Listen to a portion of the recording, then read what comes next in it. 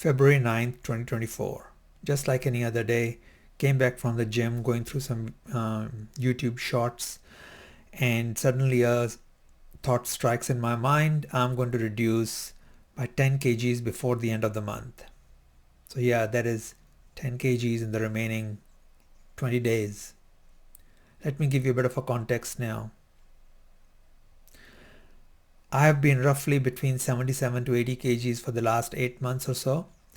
And I have been trying to reduce my weight to 75 kgs for some time, because I think you reduce your weight, everything else starts getting better health-wise, and roughly it is the case. But it's been quite a challenge because I've got a sweet tooth. I love eating bakery and all that stuff. And otherwise also I enjoy food. So whenever I get a chance, I tend to have something to eat. And when I'm sad, I usually have it as a comfort food. And when I'm happy, I just want to celebrate it with food. And when at the dining table, I want to have a small portion, I start with that. However, my mind tricks me saying that try that one more because that's more healthy. And I get myself another serving, and so on and so forth. What I'm trying to say is I consume a lot more food than what my body needs. And even trying to get to 75 from 77 or 78 has been a very big challenge for me. I've not achieved it till date. I mean, till the time I actually started this thing. Other thing is I need to let you know that I've got the smartwatches and the smart scales, and I've been tracking my vitals for past 3 to 4 years. The way the technology is these days, it makes it easier to track all those things. You don't have to do much. It just happens in the background. So I kind of had a baseline to know where I was starting from.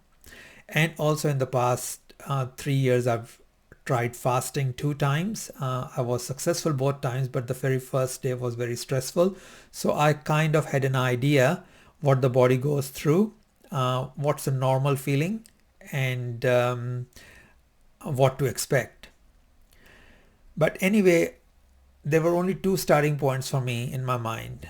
These were my 2 facts. Number 1 was that I knew if I reduce my food intake and continue my standard activity or increase the activities, then it's going to reduce my fat and it's going to bring my weight down. So that was a very rough sense, my starting point.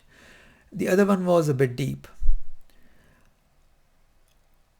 Deep inside my heart, I knew if I could visualize myself reducing that much weight in the remaining 20 days as I planned, and most importantly, if I believe I can do it, that I'm capable of, if it's doable, if I believe that, then yes, I will do it.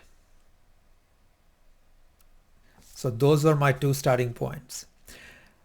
Also, my physical health in the last year has not been the very best because I've had a couple of muscular injuries. So I was struggling with my lower back pain. My knees, like going up and down steps was very challenging. I was going through physio recuperation, and I was advised to walk every day, which I was doing. So I was doing about 5 to 6 Ks of walk every day since January. And but even then, when I came home, I would say, yay, what a great effort. And then I would just go and see if there's some food floating around, and I'll just have a little bit to start with and then have a bit more. So that kind of negates the weight aspect. And I did not tell my family or anyone else or any colleagues or anything that I've just committed to this humongous audacious goal, or whatever you want to call it. Because for me, it was a personal promise deep inside me to myself, and that was a sacrosanct trust that I have with me, which I won't breach. So without further ado, let me take you on to this fabulous journey. I kind of knew that, where I'm going, but I honestly had no clue what was around the corner. and the twists and turns that I encountered. So stay tuned.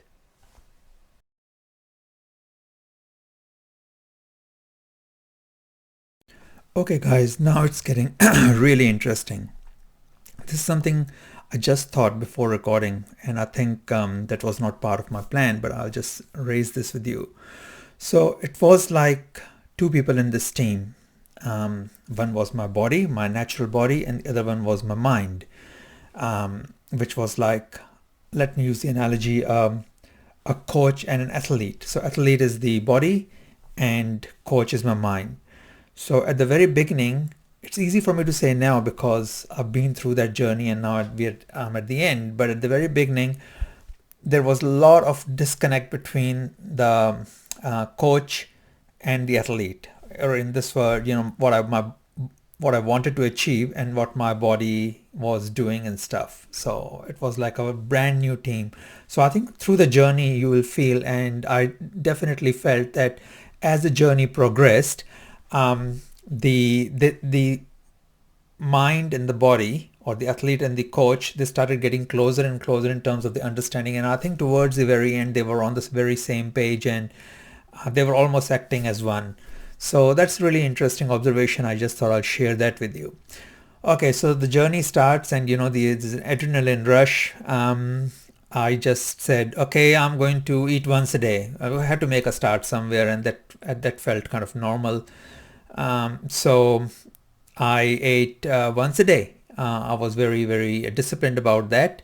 So would have an early dinner, and would have food at that time with which wasn't much quantity, but say if I was used to have this much quantity of food at the dinner, I just reduced it by this much. And I thought to myself, because I have to sustain myself for the remaining day, for the next 24 hours, so it's good that I'm eating. And all that stuff, looking back, probably that was not the most appropriate way to start, but that's why they say hindsight is a great thing. The initial phases was I was going to keep reducing my food day by day, and that's going to reduce my calorie intake. But at the same time, I need to just let you know I was doing my exercises really regularly. So I was doing, I think at the very beginning stage, so imagine this is where I started, and this is where I finish. So this phase that I'm talking about is this. And even in that particular phase, the very beginning phase, I was doing exercises once in the morning, and I think I was going to the gym. But a little bit later in this phase, I started going to for my walks twice a day. So I think it was like a 5.9 kilometers in the morning, and which is roughly an hour's walk, and then around 40 minutes walk in the evening, and then I still would go to gym. And in the gym I wouldn't be doing anything like crazy hectic or anything like that, but light, mostly stretches, and some weights, some light weights, but yeah, the mobility. Remember that this time I'm also continuing my phase of recuperation for my knee injury and my back, so that is part of the whole thing. So I have to go to the gym for the mobility purpose. So the exercises continued, but my food intake started going down. So what I would do is, at the next day when I eat for or sit for dinner, so if my last day's dinner was this much, this today it was going to become this much, then this much. So I reduced my food intake definitely, and I was not eating anything before or after or anytime else during the day. So that was good because I was literally eating once a day, as I mentioned. But the key thing was I was eating everything. So if on the dinner table there are 6 items, hypothetically speaking, then I would have a bit of everything. I wasn't choosing that I should have this or that or carbs, or I was I was staying away from carbs, because psychologically or subconsciously I knew that let's keep away from the simple sugars, but rest I was eating everything. So I could see every day on my at the scale, my weight was dropping every day, and it was very linear. So 78.3, then 78, then 77.6 or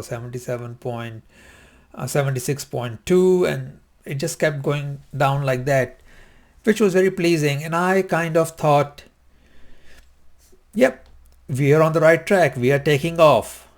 But boy, was I wrong.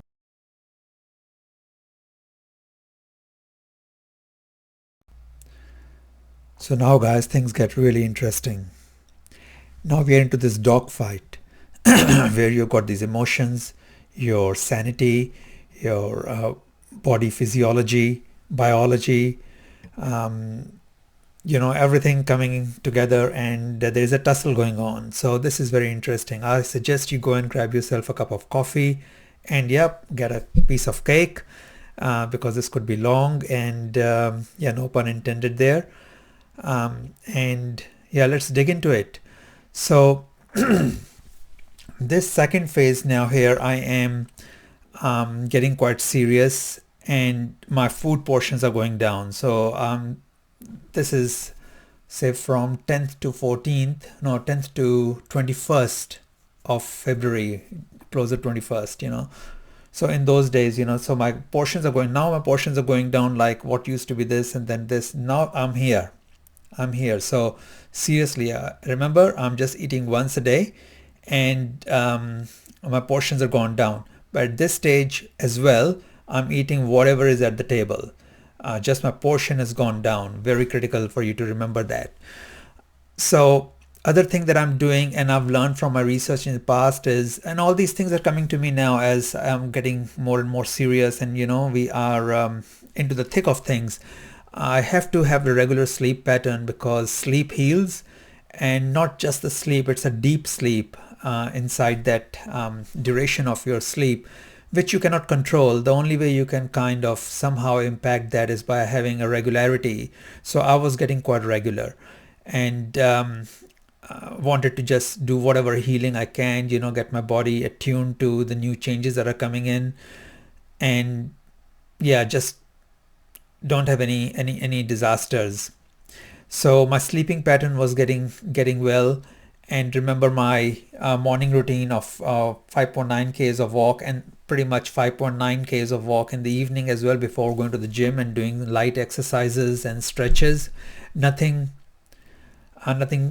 too scientifically created, or a gym plan or something, but just doing things about an hour in the gym, and then back, and then go to bed 10:30 p.m. or 11 p.m., something in that range.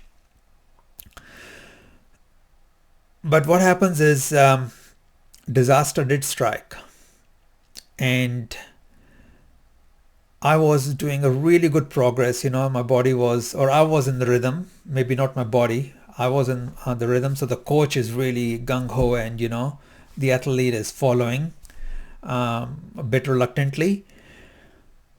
And on 21st, I stepped on the scale. So the day before, I think on 20th, I went to the walk 3 times, because as I was seeing the numbers, and I will show you this table at the later end of the video, and next chapters, that how my weight was going down, my fat mass and all that stuff. So I will come to that. But at this stage, just look at this.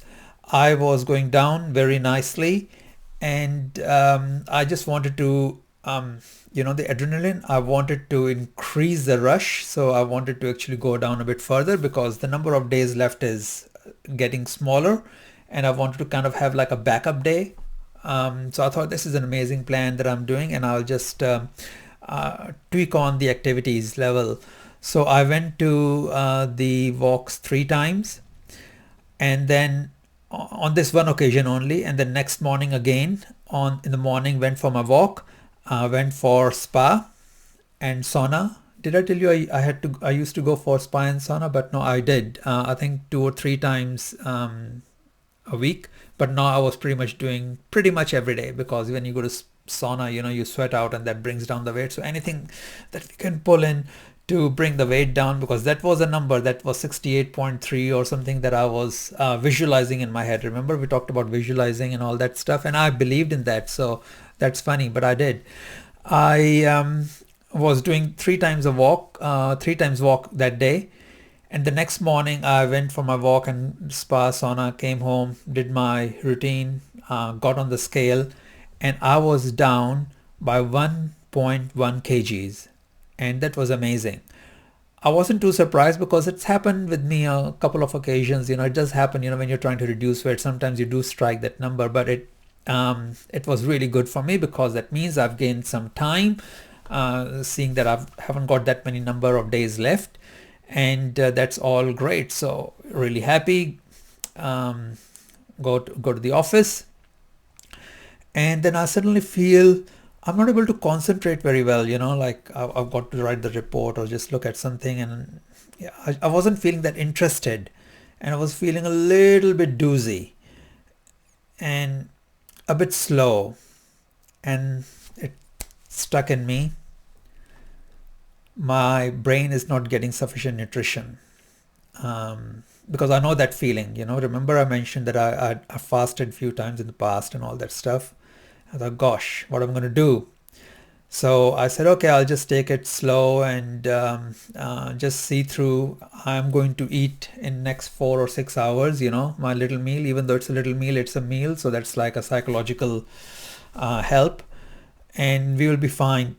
But honestly, guys, I was not feeling that great. My body wasn't responding to my brain. So, like sometimes if you have ever drunk too much alcohol, there's a stage that comes when your brain wants to do something, but your body doesn't respond. So I was kind of like that, where I felt I'm really not able to function productively. I was still able to think and everything, but I wasn't able to function productively, and it wasn't getting any better. So I went to the fridge and opened it up, and I saw coconut water, and I said, oh yeah, let's have some coconut water because it's got some minerals and salts and stuff, and it's like an electrolyte, so that's going to give a bit of a helping hand to the brain. But I also had in the back of my mind, I had this inkling that, hey, be careful. These are processed foods and they have got sugar. And the one thing that I really wanted to avoid, sorry guys, did I ever mention that? So ever since I started, I totally stopped sugar or sugary stuff, because that doesn't work in this any kind of a weight loss. Sugar or anything with sugar, and I didn't had that from the very first day, I think the 10th of February. Coming back to the fridge now. So the coconut water, I had this inkling it's got a little bit of sugar, but now my mind is playing tricks with me. I'm in that kind of a stage where things are not together. So I took a sip, and that just felt heavenly. It was sweet.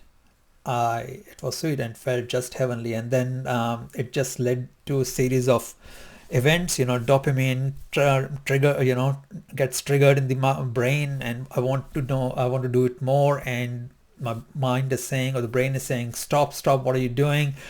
Sugar is going to go in, it's going to trigger insulin production, and that's going to put in fat in your body, that's going to add weight. But the other voice, which was, let's have another drink, it's good for your brain, you don't want to get any worse, was getting louder and louder. And the other one saying, stop, it's going to trigger insulin and all that's going to happen, you're going to negate the weight loss, was getting smaller and smaller. So I started having more and more drink, and guys, I finished the whole bottle. That was a 1.1 liter bottle of coconut milk, not coconut water. And I think it was a little bit less to begin with, but I finished it anyway. And I knew this is not going to go well. This is not going to go well. So, that is a feeling. I don't know any one of you had this or not. When you were young, you take your dad's car and then you crash it somewhere, and your dad wouldn't know for a while, but you definitely know he would know. And so that was the same thing. I had this coconut water. I know it's going to create that impact. Didn't know when, but there was no escape. So carried on my day, and I did get better. I definitely did get better, and started thinking and was able to work on the things I was doing, and things were okay. But I had this inkling at the back of my mind. So next morning, I also say today on the same day I had the coconut water. I still did everything else. So the routine was set, and I would do anything to stick to that. I would not miss anything. Even if it's rain or shine, I'll do for the walks and do the gym, the sauna, spa, and all that. So that was like set in stone. Wasn't changing that. Next morning, do the same thing in the morning. Did a bit extra sauna. I knew in the back of my mind I'm going to put on weight because of what I did yesterday, and I wanted to sweat it out. But you can only do so much sauna. You can't just stay there the whole day. So come back, sat on the scale, and I had put on another 800 grams on top of where I was yesterday. So let me bring it back to you. So yesterday, which was February 21st, I lost 1.1 kgs. So February 22nd, I gained that 1.1 kgs and another 800 grams. So it was like 1.9 kgs, almost 2 kgs. Yes, I was a little bit sad, but I wasn't disappointed or disillusioned because I kind of saw this coming. And I said to myself, okay, if I have to succeed in this mission, something has to change. And that something, guys, was I needed to look after my nutrition. The right nutrition, so the brain doesn't feel getting left behind and starts playing tricks on me, and then we lose our path. And that's where I pulled in the AI to the rescue, literally. So the challenge then became what nutrition to get, which is going to provide, the necessary proteins and trace elements and minerals and stuff, and yet not going to give me a huge amount of calories, which will turn into fat and all that stuff, and I'm going to keep increasing the weight. So I was very much aware of this, and I looked at my pantry, looked at my fridge, and there were lots of things, but I made a list of I think 11 or 12 items which I kind of consider healthy. And I threw it on at the AI saying, hey, make me a list of all these items with the relevant nutrition that's into these, like what kind of nutrition it is, what kind of calorie values are there, and all that stuff. Now at this stage also, let me take you a little bit back, one step back. So as you know that I've been going to the gym and doing all that stuff, when I'm doing this research, it comes to me that fasting is not a recommended way of losing weight. And I wasn't fasting, but literally, practically it was kind of a fasting, because you lose your muscles. And that kind of came as a revelation. Not something that I didn't know completely, but something I didn't even thought of. And I didn't want that to happen. I didn't want to be at the end of the month be like a just wobbly vegetable with just skin and bones, no muscle, and just a lightweight body sitting there. That's not what I wanted, because I still needed my muscles, because the muscles were needed for my mobility, and that was required for my recuperation. So that muscles was important, and so going to the gym and doing strength training was non-negotiable. On the other hand, I want to reduce this weight. I've got this mission and I cannot take on calories and stuff. So all these are like contrasting requirements and mutually exclusive to an extent. So my helpful mate, the AI, what it had to do was find out a way. So you will see this table in a short while. Basically, what we wanted to achieve was find out what foods are highest in protein and lowest in calories. So if I've got a number of foods that I mentioned, 11 item ingredients, so I got the AI to find me ways to get the highest protein to calorie ratio, and it created the table. So this is the table that you can see on your screen now. From top to bottom, it's already sorted. And this is something that was provided to me by AI. And I decided then that I will start having one egg, which was about 57 grams or 57 calories or something, and about 7 or 8 grams of protein. And at this stage, I was also very keen to stay vegan because I don't know why. I just thought I can do it through vegan way as well, Although I eat meat and I love meat, but I thought it's possible, so let's do it. So this is what I was doing. And in the end, I also decided, after doing more research through AI. So here's the thing, guys. I need to just mention to you why and how I used AI. I used AI to go and dig things from me, summarize it, make it into tables, and collate the information, because I didn't have enough time or enough mental stamina to spend time on all these things. So I got it to go and do the research and find out some scientific papers, like how to manage your muscles in during starvation kind of thing. And what I learned was, rather than building muscles, because if I build too much muscles, adding on mass, and that's going to have weight, I could actually increase my repetitions. So when I go to the gym, rather than doing, like on day 1 you do 3 reps, on day 2 you do 4 reps, and you increase the weights, and then you increase the weights and your muscles become bigger and you grow. What I started doing was I increased the repetitions. So same weight, I would repeat. So instead of doing 3 times, I'll do 4 times, and I would do 80% of my capacity. So if I can do a set of weights, for 7 repetitions, I would stop at 5. So that was my 80% rule for the gym. I would do most, most weight machines, like your quads, your hamstrings, and everything else, your upper body. But I would make it an 80% rule, stop at 80% of my capacity. That way I would maintain my muscle and not bulk up. And at the same time, I was also having this food which was high in protein, or not that much in protein, but more biased towards protein, because the muscles need the amino acids to grow or stay there, and help with the repair process. So the nutrition and AI, that came to the rescue.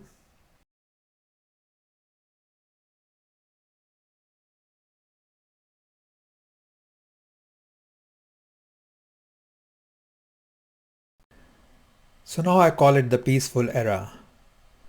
Things are cruising again, after that little disaster last chapter, and we are doing everything that we are. Some of you would be kind of happy to know that I wasn't feeling any cravings. To be honest, I didn't had any cravings from, say, like February 10th. Even if there was croissants and cakes and chocolates and pastries and sausage rolls and whatever else in front of me, I would not feel the craving. I did not feel the craving. So that, I think, kind of switch happened from February 10th. Those things did not matter, because I think my aim and my goal, no, not that. I think I should call it more like there was a purpose which was up here, and those things, those things became just things. Didn't matter. So didn't matter at all. However, one thing I continued with, which was coffee. So usually I would have like 8 to 10 cups of coffee, any which way, like lattes or even like instant coffee and stuff. But what I did was, from February 10th onwards, as you know, I wasn't eating anything more than once a day. For rest of the day, I would have a coffee in the morning, a coffee at some time in the afternoon, and a coffee before going to bed. Yeah, I know you'd laugh, but I do generally have coffee before going to bed. Sometimes if I don't have coffee, I can't sleep. weird. Some people are like that, but anyway. So and my coffee, I made it because remember coffee, I have white coffee, so it's got milk, but I would just put your standard milk, so not like any full cream or anything like that. I would have it with hot water, instant coffee, and a dash of milk to whiten it. That was it. But what I realized was I was craving for those coffees. So when I would have it in the evening, I would actually just hold it in both my hands, and you know, just like that's my most precious nectar and the last of it I'm going to have in this life. I would wrap my hands around the mug and feel the warmth and basically savor every sip. That is something that I felt was very interesting, so I thought I'll share. The other thing that happened during this stage was my resistance to cold became quite strong. How do I put it? Okay, so when I used to go for walks, say like in January when I was like the normal person, and if it was even slightly windy, I would put a jacket on and you know, like you do, cover yourself up, have few layers, and then you go out in the cold. Since February 10th, when I basically like in the evening I go to gym, and before gym I go for my second walk. So after the walk I go to the gym straight away so that I've already warmed up my body walking. I would just have a very thin t-shirt. It is an Under Armour half length t-shirt, and just very plain material, you know, like your those no sweat kind of thing. And that's all I wore, whether it was cold, cool, or normal or warm. And I felt I didn't feel that much cold. I don't know if it's a good thing or bad thing, but it didn't bother me, and I was able to manage without that. So that was another thing that happened. And then, you know, I was doing the 80% rule in the gym. But here's the thing now. So some people who drive car, and they know, you know, during the olden days when we had the geared cars, on the instrument cluster you have got the speedometer, and then you've got the tachometer, which tells you the revolutions per minute. And then there are different zones, you know, like a blue zone, green zone, and there's a red zone. And you know, try not to bring your revving down to that red zone because it can damage the engine. How shall I explain it? The reason I'm explaining it is because where I'm going, I need you to know, I need you to feel the concept. So some people who roast or grill meats on a charcoal barbecue, especially, you know, charcoal barbecue is more challenging because you can't control the heat as easily as you can on the gas. So when you're cooking the meats, there's a very fine line before which your meat is just at that succulent and fall of the bone texture and soft before it becomes dry and hard, and you don't want to get there, you know. So that's a red zone. I call it the red zone. So guys, we are hitting the red zone.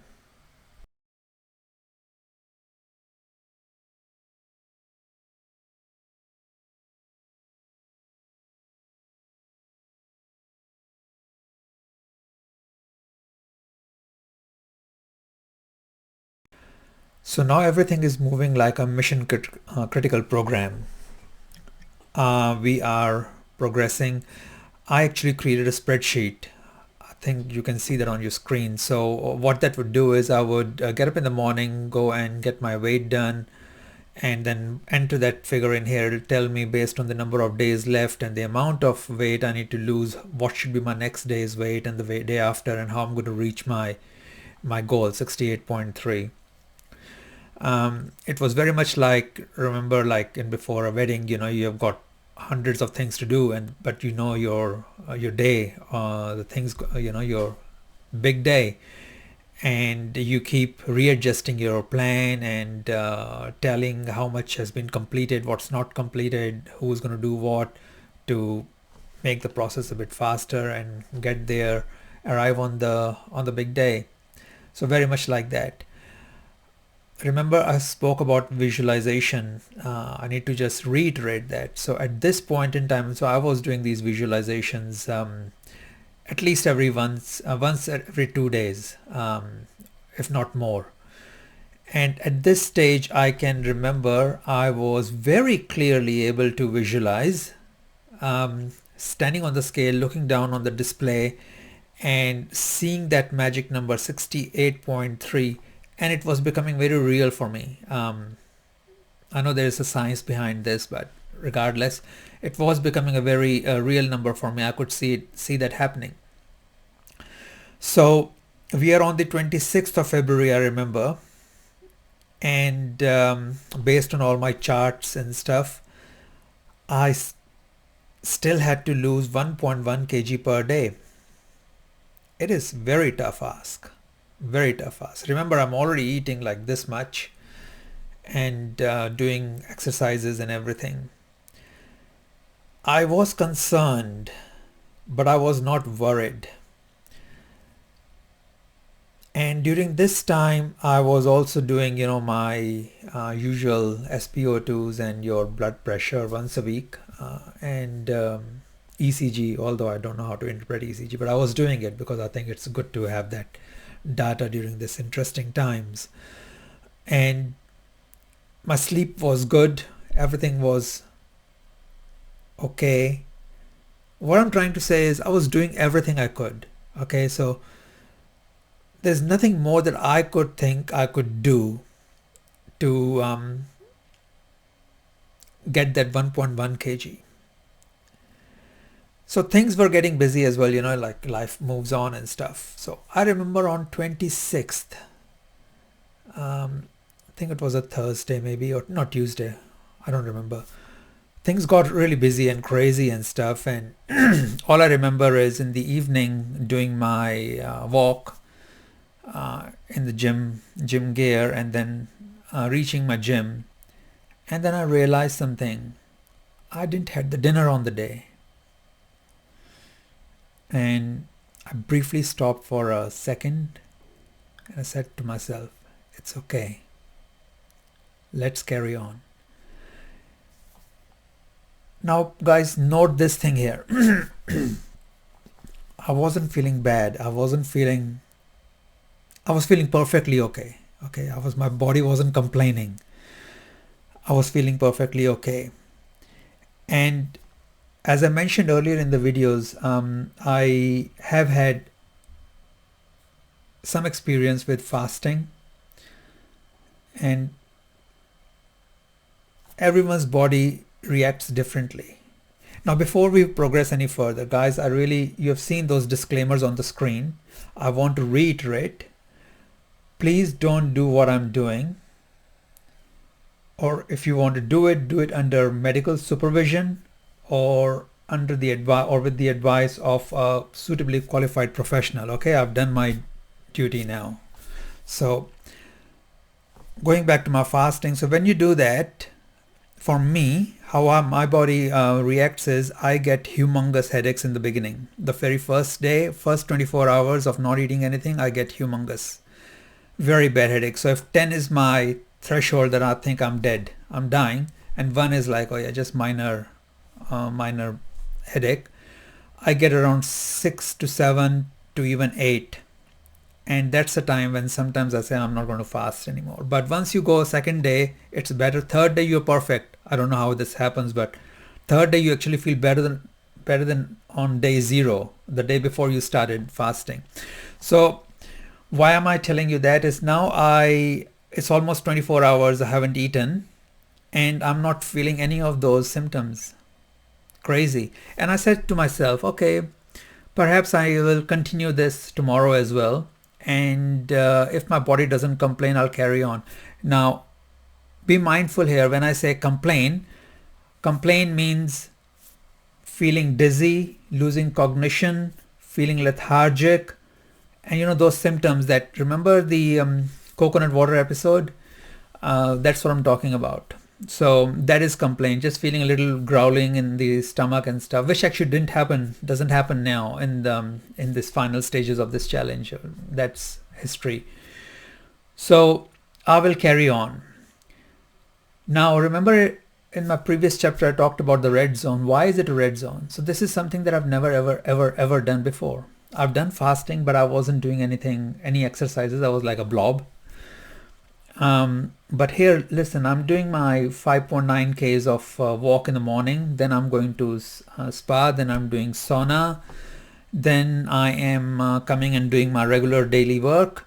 And then I'm probably not eating anything now. So I'm past February 26th, so I'm not eating anything now.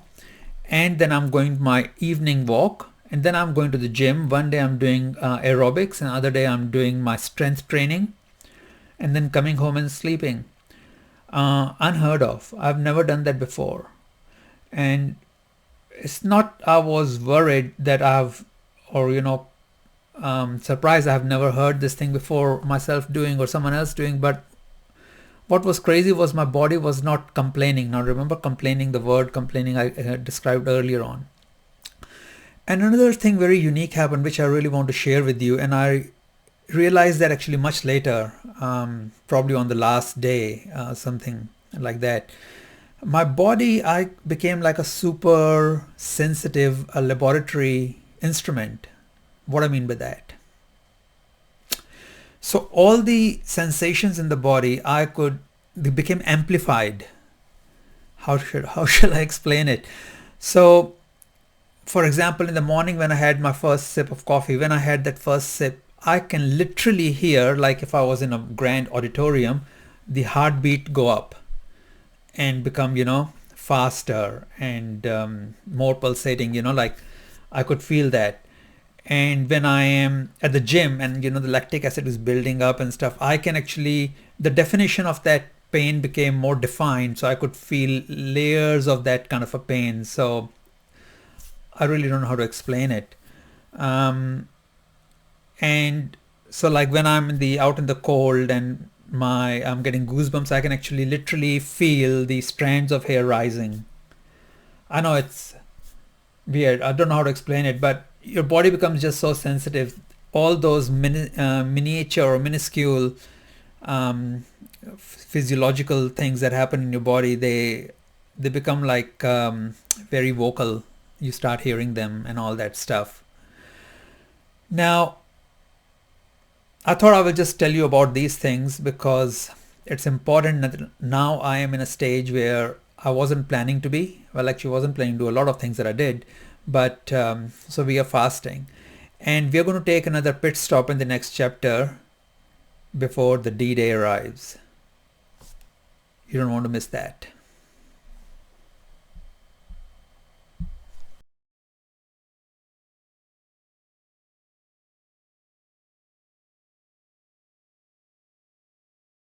We are on the home run now. So on 27th of February, I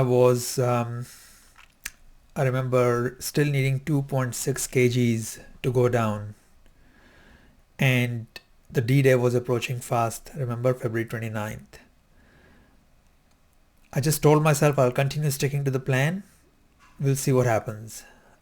Because I think I was doing everything right as far as I could see. What happens on February 28th? I stepped on the scale and I was expecting to go down 800 grams at least, because see, I've not been eating anything. I've been doing everything that I do every day. And so, technically if I've lost weight, I should again lose weight here because nothing has changed. Guess what happens? I put on 100 grams. I wasn't disappointed. I was confused. When you are playing on this really fine lines of science, and doing these very not normal things, go down in weight so drastically, and every day matters. It's almost like in a race, the final few seconds, what you do and what you gain, what you lose counts. I was very perplexed. I kind of thought that maybe because I was tracking those other parameters, like the muscle mass, the fat mass, my fat mass was going down, the muscle mass was going up. So I think at one stage I saw during that time, muscle was added 4.4% and fat goes down by 3.8% or something. And I was thinking, could it be, say, for example, I lose 1 kg of fat mass, but I actually put on 400 grams of muscle mass. So my net loss is only like 600 grams. Is that how it works? I don't know. Someone can explain me. I don't know. But I didn't want to change any of the things I was doing. I was following a system and I wanted to continue doing it. So guys, from here on, it's on to D-Day. So tighten your belts.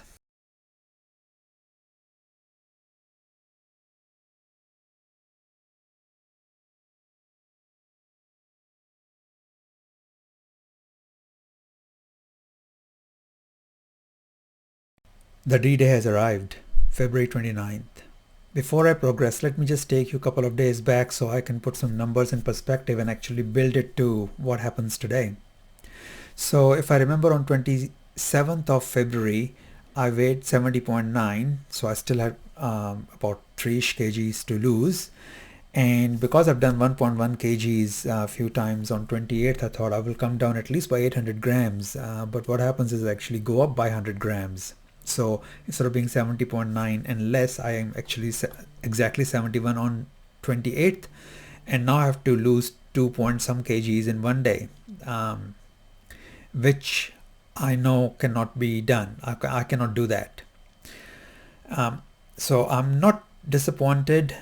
I'm just slightly upset, but it is what it is. We'll just do what we did for the last day and see what happens. We will not skip a beat. And remember, at this time, this is on the 29th. If I don't eat till dinner, that will be my 4th day of fasting. So I'm doing everything I can and see what happens. It is what it is ultimately. So on the 29th morning, go for my morning walk, go to the sauna, try to spend a bit more time in sauna, but now my motivation is going down a little bit, and spa and all that stuff. Come home, do my routine, pull out the scales, put them exactly on the same tile in the bathroom where all the other readings have been taken, so I don't want any aberrations in the readings.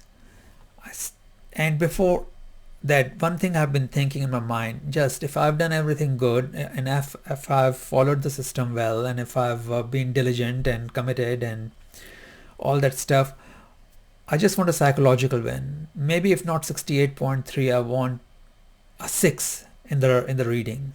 Maybe I want 69.9. I'll be happy with that. I just don't want anything in 7s. So I step on, I look down, it is 69.9. Exactly. So I didn't make it. I didn't make it because I didn't reach 68.3. But I don't feel really worried about that. I had gone down from 78.3 on 9th of February to 69.9 on the 29th of February. I've never done that. I never thought that was possible, but like, I thought about it. If I spend one more day doing what I'm doing, or maybe at most 2, I will definitely hit the mark.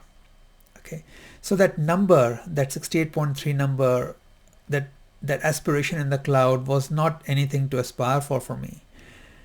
So I didn't do anything beyond 29th because I was going to close on 29th anyway. And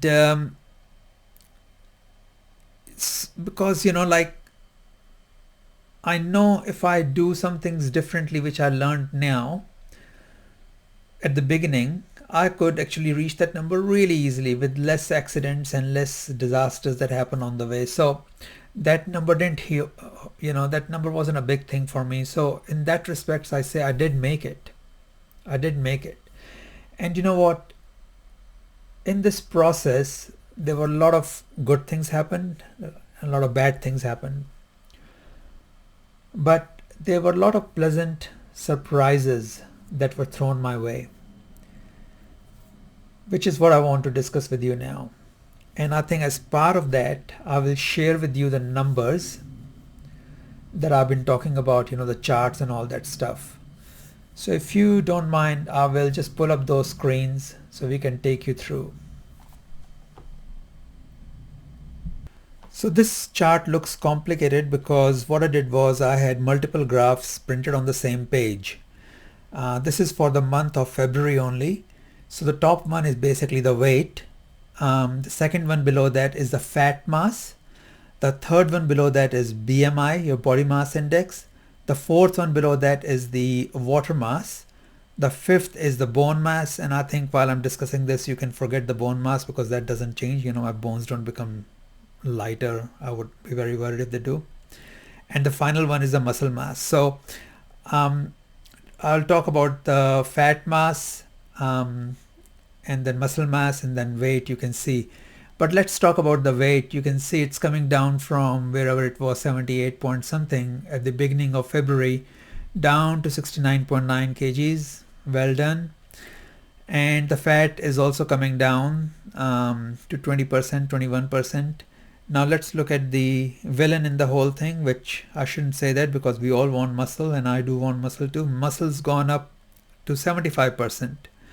And the water mass is 54%. That's remained static, but I think you can kind of see it's kind of creeping up. I don't know why. A lot of these things I don't understand, but here is what you wanted to see. I will also share with you the my weight chart from 2014 just to give you a perspective.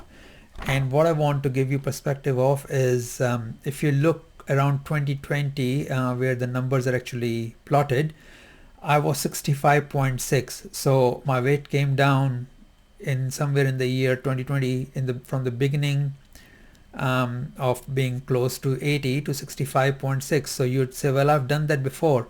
Well, not quite. That was a totally different story. That was basically just healthy eating. I gave up all the sugars and flours and oil and potatoes and starchy food and all that. So that was just like common sense eating healthy. And that took a long time. I think that was over a 6 to 8 months period. Not that drastic. And I wasn't doing any gym at that time. I wasn't going even walking. I was just doing, not eating unhealthy stuff. End of story. So what I've done, if you look at the right hand corner, the cliffhanger fall is basically what I've done now from 9th of February to 29th of February. And then let me just talk to you a little bit about my heart rate. And why this is important is I want to draw your attention to the night heart rate, which says 71 BPM. Now, as I understand, and I'm not a medical professional, but there are a lot of things you can control, but things like heartbeat and stuff you cannot control. And usually, say for someone who is an elite athlete, their heart rate could be, sleeping heart rate would be around 60. Mine used to be 67, 77, 78, even 80. But I've seen over the last 2-3 weeks, that number is coming down. So you can see like on the last day, it shows 71, the 71 time day before. And then I will show you the very last, very first one that I started was roughly around 80, 77 and 80. And let's move on to the next chart now, which is not a chart exactly, but let me talk about this, which is listening to podcasts. So I've been doing all this walks and stuff, and that's like 2 hours of walking and things. So I had been listening to these really, really informational and educational podcasts. So almost I calculated I've listened to like 45 hours of a really good content. It's almost like doing a diploma course. So that was something, and I learned a lot. I got a lot of things put in perspective, and a lot of learnings there. So that was definitely one of those pleasant surprises I was talking about. And also let me talk to you about my injuries. I mentioned I had a pretty horrible year last year and how I was recovering and recuperating. So on a scale of 1 to 10, 10 being zero injuries and everything is hunky-dory and perfect. If you imagine I was 1 last year and 5 at the beginning of the year when I was still going through physio and recuperating, I think I would place myself on 7 or 8 now. So in the last 1.5 months, so last 35 to 40 days, my recovery has been remarkable. I mean, I can literally run up and down the steps now. I can sit at my desk for more than an hour without anything happening to my knees. I can bend down and lift things up. Or I can touch my toes very, very easily now. So that is really, really remarkable. So you see my injuries are gone now. Is it because of my fasting? Is it because of my walking, my gym, my sauna, my eating less or healthy? I don't know, but I got it. And now let me also mention that my blood pressure had came down significantly. I used to be in the higher ranges. It's actually come down. Let me see if I can actually pull that. For some reason, I didn't actually get that screenshot done, but I'm just looking at my mobile phone and I am looking at last year. My average was like 38 by 87. I think they call it systolic average 138 by diastolic 87. And that was last year. And the beginning of this year, say like in January, I was, and remember in January, I'm actually walking. I was looking elsewhere. Walking. So that came down to 130 systolic / 81 diastolic. Sorry if I'm saying that word wrong. And then last month, it was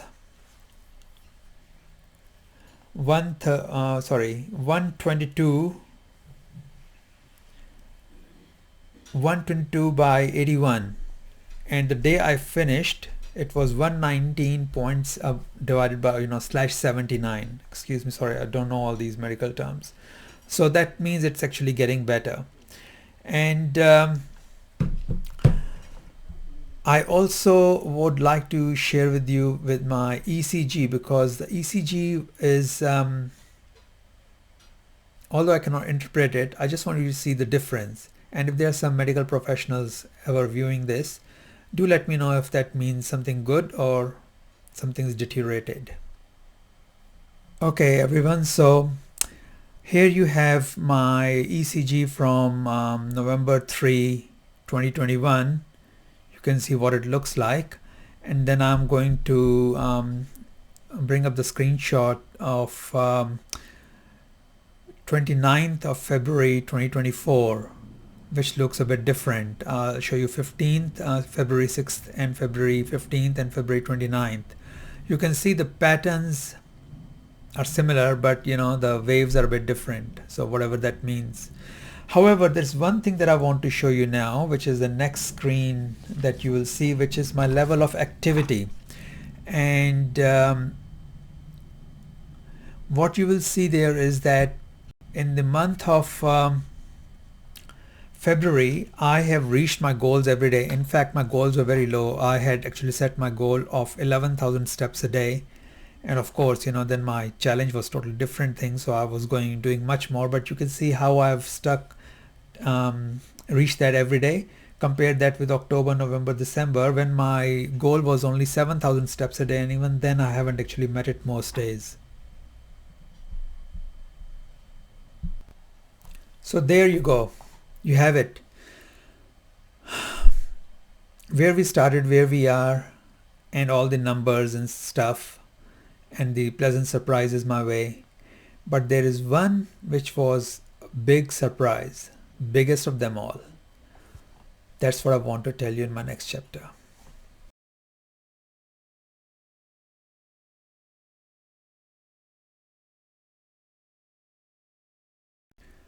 I'm not going to have sugar anymore. I'm not going to have pasta anymore. I'm not going to eat more than 3 times a day anymore. I'm not going to reach for the fridge when I'm binge watching something on the TV anymore. I promise I'm going to go to bed on time. I promise I'm not going to drink alcohol. I promise this, I promise that. I won't do this, I won't do that. That's all I've done in the past. Nothing succeeded. You remember I mentioned about how I was on an average around 77, 78 kgs and was trying to go down to 75, and that's what I did. I will not do this, I won't eat this, I won't eat that, and I never got anywhere. Yet, when I started this challenge, those things were not even an issue. That's really, really surprising. And guys, that is my biggest surprise that I wanted to share with you. And that is, don't fight the willpower. Now, I know there's a lot of guys out there, a lot of people out there who are really, they've got iron will and they can do anything, which is great. But there's a lot of people like me who don't have that much of a strong will. So what I discovered, and as a very pleasant surprise and as the biggest thing that I got out of this whole exercise, the challenge, was that there is another way. And the way is, don't fight the willpower. So, you know what even more surprising is? Just even the day I started this, I probably was munching biscuits or something in the afternoon. And obviously I couldn't give up. Instead of having 1 or 2, I would have 7 to 18, something like that. But the moment I made that commitment seriously in my heart and agreed to it, I flipped. It's really, really strange.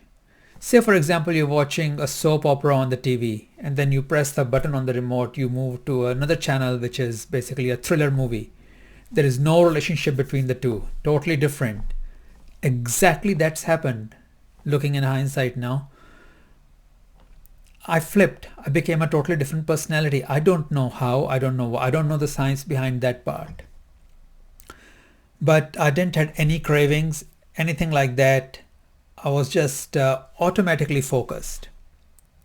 So what I'm trying to say here is, if you are looking at achieving something like a habit, let's assume, my thinking is not focus on that habit. Focus or look for a higher purpose. So that is my inference from all this experimentation or the challenge. Look for the higher purpose. Let me give you a very simple example. Say I need to actually keep my house tidy. I need to put things away where they belong to, and I need to clean this table and keep that bench tidy and all that stuff. Yes, but do I do that? Probably not. What if I actually host a party? Say I'm going to have a few people over for dinner in 4 days' time. First thing I will do automatically is start tidying up, cleaning up. They are not even tasks anymore. I wouldn't even think of them as tasks. I wouldn't even probably list in my items of things to do. I'll probably list higher things, go and buy this food and buy that thing and buy some drinks or snacks. These things just happen. You see where I'm coming from?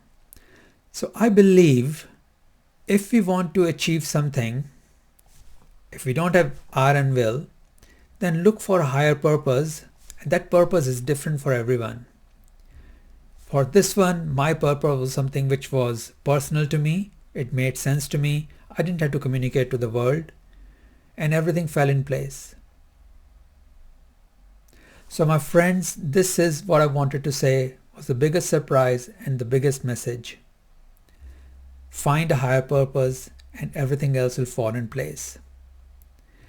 Also, looking back, I think this challenge was a journey. Initially, I was mesmerized with that number 68.3, and towards the end, that meant nothing. The glamour The showbiz of that weight loss thing didn't mean anything to me. It was like, it's too menial. I was looking at something bigger, what I've learned, and I learned huge. I learned how you can be regular in doing your exercises and how does that impact your body, how walking helps, how the muscle mass, the fat mass, and what's the body lean mass. I understood how the protein affects the muscles, how the nutrition affects your brain. I did lots of menial things. I've never been able to put my hand down on my stomach, and it used to be a bump like my tummy, and now it can go flat all the way down. So there were lots and lots of things that came out which I've never done. What I mean here is that I created a parallel reality. So hey, look, before 9th of February, my reality was, yes, I cannot control myself not eating too much food. I cannot control myself not doing this, not doing that, not doing that. Post 9th of February, or post 29th of February rather, there's a new reality. The reality is I can do this, and I can do that. Not only that, I've done that. So you see, I'm not living in two realities. That was my reality as well, and this is also my reality. So I created a new reality. Now what I'm leading to is that going forth, if I need something that needs this reality, I've got this in my tool belt. It's not something that I've read in a book that's possible. It is something I've been there, done that, and done that well.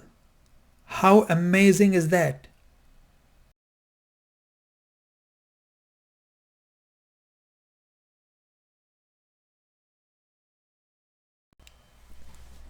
So why am I sharing all this? I see all around me, people are obsessed with weight loss. Of course, I wanted to as well. It's everywhere. I see lots of friends in my circle saying, oh, I want to lose a bit of weight. Some of them been talking for the last many years, not shedding a single pound. I see lots of industries blossoming around us, selling products, selling services for weight loss. Even funny thing is we have got some medical community, prescribing some drugs for diabetes and to reduce weight loss. You've got surgeries. I'm not saying that it's all bad, but I'm just giving you how much obsessed we are in this world with weight loss. When knowing fully well, or maybe we don't know, but I know now that it is not as hard as it seems. What I did was dramatic and drastic, and I would not recommend anyone to do it. But you could do the similar thing under medical supervision or with the right advice over a much longer time frame, say 6 to 8 months, and you will get there. Ultimately, what matters is you finding a focus on achieving what you want to achieve and concentrating on a system that suits you and remaining true to the end. Thank you all. Have faith and be happy.